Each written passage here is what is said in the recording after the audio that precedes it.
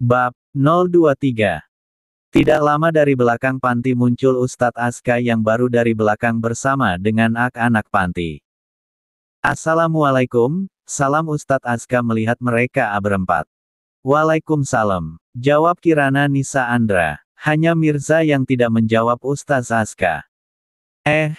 Si bro Ustadz ada di sini juga ternyata, kata Andra yang memang teman dekat dengan Ustadz Aska. Sebelum Ustadz Sulaim menjawab Andra tiba-tiba dari dalam muncul seorang gadis cantik menggunakan baju syair dengan jilbab panjangnya. Umi, air yang Umi minta sudah aku siapkan, lembut Zahra. Zahra memang datang lebih awal bersama Ustadz Aska ke panti karena disuruh oleh ibunya, Zahra, juga uminya Ustadz Aska. Terima kasih sayang, jawab Umi. Oh ya? Ini kenalkan ponakan Umi, namanya Zahra, juga tunangan Ustadz Aska, kata Ustadz Amelia memperkenalkan Zahra pada mereka berempat. Wah kau sudah bertunangan, kau langsung tidak mengundangku. Cek, kata Andra pada Ustadz Aska sambil menggeleng. Nisa memperhatikan wajah Zahra. Dia merasa tidak asing dengan wajah Zahra. Sepertinya aku pernah melihat gadis ini. Tapi di mana ya, batin Nisa. Zahra yang sadar jika Nisa sedang memperhatikannya. Dia juga melihat ke Nisa mengedipkan satu matanya pada Nisa dan tersenyum penuh arti yang tidak disadari oleh siapapun. Zahra tahu jika Nisa mengingat wajahnya yang pernah bertemu tempoh hari di mall. Aku sudah ingat. Dia gadis tempoh hari di mall itu kan. Tapi, batin Nisa juga membalas senyuman Zahra. Memperhatikan penampilan Zahra yang sangat jauh berbeda dengan pertemuan pertama mereka. Ada apa sayang? Tanya Mirza sedikit terdengar berbisik. Dia perasan dengan istrinya yang terus melihat ke arah gadis cantik di hadapannya. Nisa tersenyum, tidak ada kak, katanya kemudian melihat Mirza. Bola mata mereka berdua bertemu. Mirza dan Nisa saling mengunci pandangan mereka. Entah sadar atau tidak jika mereka sedang diperhatikan oleh orang-orang yang berada di tempat itu juga. Andra yang berdiri di dekat Aga, langsung menyikunya. Mirza langsung tersadar memutuskan kontak matanya bersama Nisa dan menatap tajam pada Andra yang berani menyikunya dengan keras. Berani kau, geram Mirza melihat Andra di sebelahnya. Dasar bucin. Apa kalian berdua tidak melihat di sini masih ada Ustaz Aska yang belum menikah dan juga tunangannya yang cantik ini? Mengapa kalian memperlihatkan kebucinan kalian berdua di keramaian? Ujar Andra terdengar mulai memasang bendera perang pada Mirza. Nisa juga baru tersadar dan sangat malu dengan tingkahnya tadi. Tiba-tiba Andra berteriak. Ternyata Kinara menjewer kupingnya. Apa katamu tadi? Kau tidak menjaga matamu dan melihat calon istri orang. Berani-beraninya kau memuji wanita lain di hadapan istrimu sendiri, marah Kirana karena Andra tadi mengatakan, cantik, pada Zahra yang membuat Kirana menjewernya. Ampun sayangku, cintaku. Sakit sayang, lepas kata Andra memohon ampun yang membuat mereka semua mentertawai Andra kena jeweran istrinya. Baru tahu rasa kau, ejek Mirza pada Andra. Jaga kau Mirza, ketus Andra mengusap kupingnya. Decih Mirza. Sudah, kalian ini ada-ada saja. Ayo kita semua masuk ke dalam, kata Kiai Amri menggeleng melihat Andra dan Mirza. Juga mengajak mereka semua masuk. Benar, ayo kita ke dalam. Lembut Umi masih terus tersenyum mengajak mereka semua masuk ke dalam. Mereka semua pun masuk ke dalam. Zahra tiba-tiba mencegah lengan Ustadz Aska. Saat yang lain sudah melangkah masuk. Aku mau pulang, kata Zahra terdengar sedikit ketus. Pulang saja jika kau ingin pulang, jawab Ustadz Aska yang malas berdebat dengan Zahra. Kau jangan bercanda. Aku kan kesini karena disuruh sama ibu dan Umi. Ya kita pulang sama-sama lah, ujar Zahra. Kita baru tiba di sini, kata Ustadz Aska kembali ingin melangkah tapi dicegah oleh Zahra. Jika kau tidak mau mendengarku, aku akan menciummu sekarang juga, ancam Zahra. Dia benar-benar ingin pulang dan menemui teman-temannya. Dia sudah berjanji ingin keluar bersama. Tapi dia juga tidak berani untuk izin pada Umi Amelia.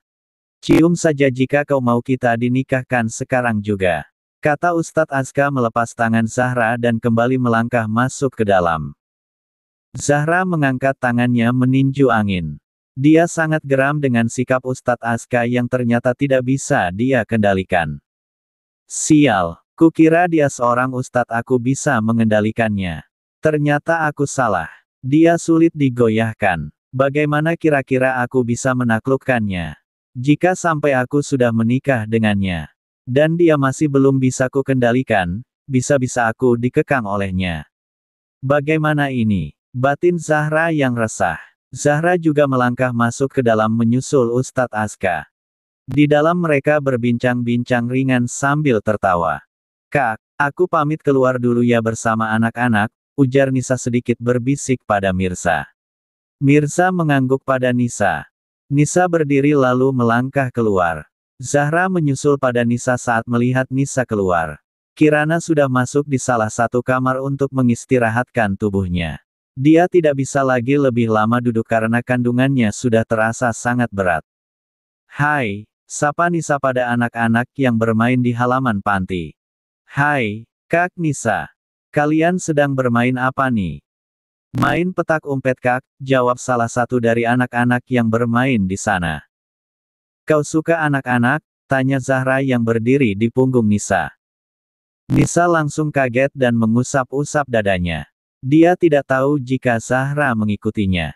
Iya, aku suka anak-anak. Bagaimana denganmu? Jawab Nisa tersenyum manis di balik cadarnya. Tidak tahu. Aku juga tidak mengerti. Apa aku suka anak kecil atau tidak, ujar Zahra mengangkat bahunya acuh. Nisa hanya beroh iya dan mengangguk. Berapa usiamu? Tanya Zahra lagi. 19 tahun. Jika Mbak, tanya Nisa pada Zahra juga. 20 tahun. Aku tua setahun darimu, jawab Zahra santai. Apa pengusaha itu suamimu? Nisa mengangguk menjawab. Zahra tersenyum. Mbak sudah lama mengenal Ustadz Azka, tanya Nisa basa-basi. Baru saja, singkat Zahra. Oh. Tidak berapa lama pengantar makanan datang membawa banyak makanan dan cemilan yang dipesan oleh Mirza. Tadi dia tidak sempat singgah di supermarket bersama dengan Nisa. Jadi dia menghubungi Zaki untuk mengurus semua yang dia inginkan. Zaki juga selalu siap siaga untuk melayani tuannya dan langsung mengurus semua sesuai yang tuannya inginkan walaupun sebenarnya dia juga sangat sibuk di kantor ABADIJAYA Group. Mereka semua makan siang bersama anak-anak panti juga Kiai Amri dan istrinya. Selesai makan siang Mirza pamit pulang bersama dengan istrinya. Begitupun Andra, dia juga pamit. Tak terkecuali Ustadz Azka yang juga pamit bersama dengan Zahra. Tanpa sadar sudah 1 minggu berlalu. Drurt. Ponsel Mirza berdering. Sekretaris Zaki. Jawab Mirza. Tuan, villa Tuan sudah terjual, dan saya juga sudah menemui villa yang Tuan inginkan. Kapan Tuan akan mengunjungi villa itu? Tanya Zaki pada tuannya. Bagus. Mirza melihat arloji miliknya, makan siang nanti kita ke sana, kata Mirza. Baik Tuan. Apa Tuan ingin saya menjemput Anda? Tanya Zaki. Iya, kau jemput aku di tempat aku bekerja 1 jam lagi. Siap Tuan. 1 lagi. Aku mau kau cari tahu di mana perkebunan teh juga rumah milik keluarga istriku, yang pernah dijual oleh Paman Dimas. Setelah kau menemuinya, kau minta pada pemilik yang pernah membeli kebun tersebut untuk menjualnya padamu, perintah Mirza pada Zaki. Tapi Tuan, bagaimana jika pemiliknya tidak berniat untuk menjual rumah dan kebun itu lagi Tuan, ujar Zaki. Kau tawarkan dengan harga yang berlipat ganda pastikan kau bisa dapat membeli kebun dan rumah itu.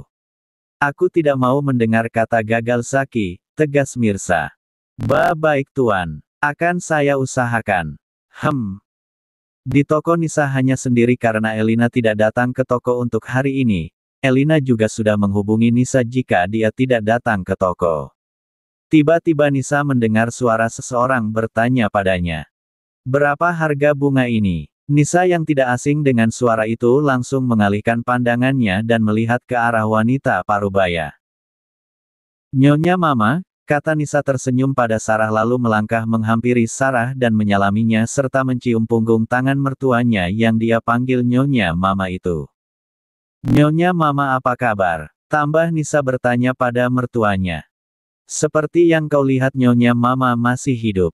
Jutek Sarah dengan angkuhnya seperti biasa. Ini makan siang? Tadi Nyonya Mama salah beli, ya daripada dibuangkan mubazir. Nyonya Mama tiba-tiba teringat punya menantu yang bekerja di sini, jadi Nyonya Mama bawa saja ke sini, bohong Sarah. Padahal kan makanan itu dia yang memasaknya di mansion khusus buat menantunya, karena dia berniat ingin mengunjungi menantunya di toko tempat Nisa bekerja setelah suaminya memberikannya alamat toko bunga milik Elina.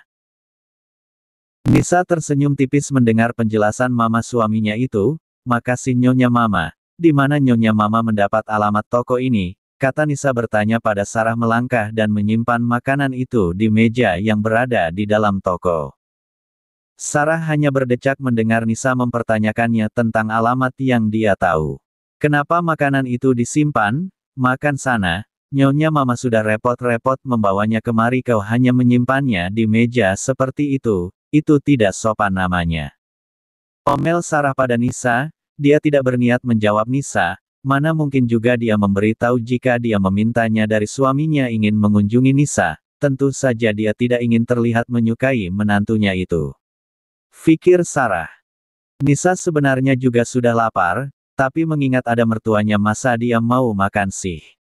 Fikir Nisa, baik Nyonya Mama, apa Nyonya Mama tidak makan sekali sama Nisa, tanya Nisa sambil membuka makanan yang dibawa oleh mertuanya.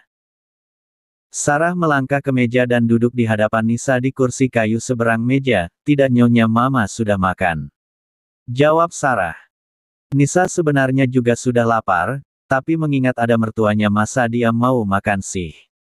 Fikir Nisa, baik Nyonya Mama, apa Nyonya Mama tidak makan sekali sama Nisa, tanya Nisa sambil membuka makanan yang dibawa oleh mertuanya. Ma 4 S2 Welo garis bawah WB 8 Uksi 1 garis bawah OEOE Teker 8 V 5 gram 4 Zong. Ma 4 S2 Welo garis bawah WB 8 Uksi 1 garis bawah OEOE Teker 8 V 5 gram 4 Zong.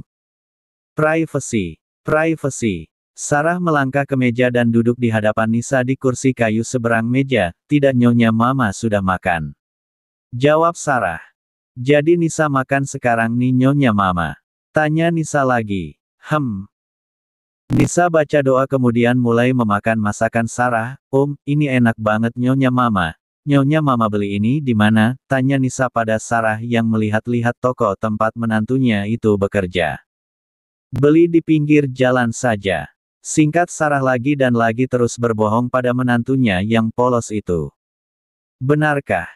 Sarah hanya mengangguk. Berapa gajimu bekerja di toko ini? Tanya Sarah.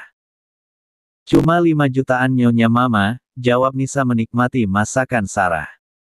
Sarah mengangguk kemudian melihat pada menantunya dan tersenyum tipis tapi tidak disadari oleh Nisa, dia sangat senang karena Nisa menyukai masakannya. Bagaimana kabar suamimu yang keras kepala itu? Apa dia sudah bekerja? Tanya Sarah tentang putra satu-satunya yang sudah lama dia tidak pernah temui. Nisa mengangguk dan melihat Sarah. Iya Nyonya Mama. Jawab Nisa. Kerja apa anak itu? Kak Mirza bekerja di bengkel Kak Andra Nyonya Mama. Kak Mirza. Ulang Sarah dalam hatinya, ternyata anak bodoh itu sudah mulai menyukai istrinya, jika tidak mana mungkin dia mengizinkan Nisa memanggilnya dengan sebutan, kakak, kemajuan yang sangat cepat dari yang kuperkirakan. Sarah tidak lagi bertanya pada Nisa. Beberapa menit berlalu, Nisa sudah siap dengan makanannya.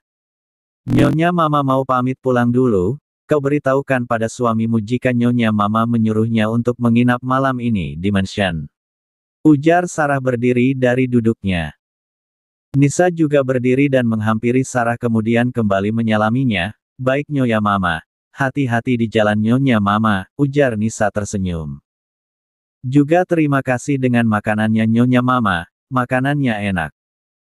Baiklah Nyonya Mama mau pergi dulu, jika kau menyukai makanan itu, nanti Nyonya Mama akan menyuruh supir untuk mengantarkanmu setiap hari makanannya.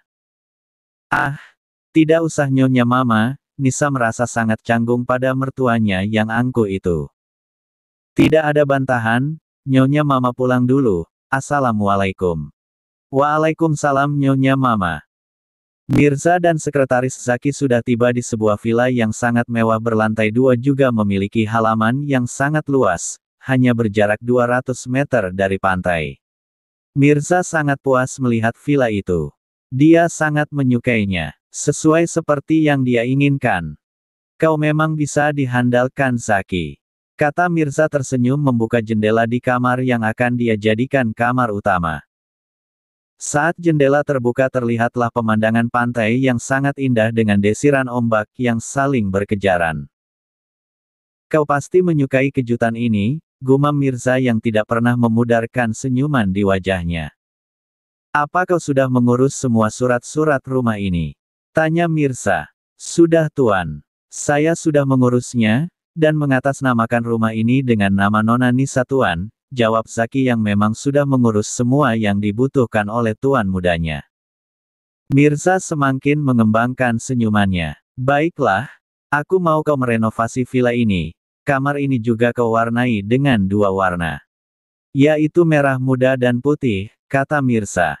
Zaki melongo. Merah muda dan putih, apa tuan tidak salah bicara? Batin Zaki berpikir jika tuannya aneh, masa kamar utama diubah sesuai menjadi merah muda dan putih. Fikir Zaki. Apa kau mendengarku Zaki? Tanya Mirza saat Zaki hanya diam dengan wajah beonya. Iya tuan, tapi apa tuan tidak salah dengan warna yang tuan sebutkan barusan? Zaki masih belum yakin dengan pendengarannya. Karena yang dia tahu jika tuannya itu menyukai putih dan hitam atau warna kemasan. Tidak Zaki, istriku menyukai warna merah muda dan putih, tentu saja kamar ini harus sesuai dengan yang dia sukai, karena rumah ini memang bukan milikku, tapi milik istriku, jelas Mirza. Maaf tuan, saya terlupakan poin itu, kata Zaki.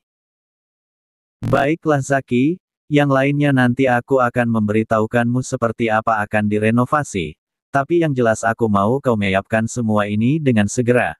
Aku ingin secepatnya, karena aku akan pindah ke sini, aku juga akan kembali ke perusahaan dalam masa terdekat ini. Syukurlah. Akhirnya Tuan akan kembali ke perusahaan, aku akhirnya bisa bernafas lebih leluasa lagi. Baik Tuan, akan segera saya uruskan, ucap Zaki dengan semangat 45. Sepertinya kau sangat bersemangat, tanya Mirza melangkah turun dari villa diikuti oleh Zaki dari belakang. Tidak Tuan, biasa saja, elak Zaki cepat. Hantar aku kembali ke bengkel. Baik Tuan S. Nisa duduk menunggu Mirza di depan toko seperti biasanya sambil memainkan ponselnya. Mirza memang sudah membelikan Nisa ponsel baru saat pulang seminggu yang lalu dari Panti Al-Amin. Tiba-tiba seseorang memeluknya dari arah belakang. Nisa ingin berteriak tapi indera penciumannya menangkap aroma parfum suaminya.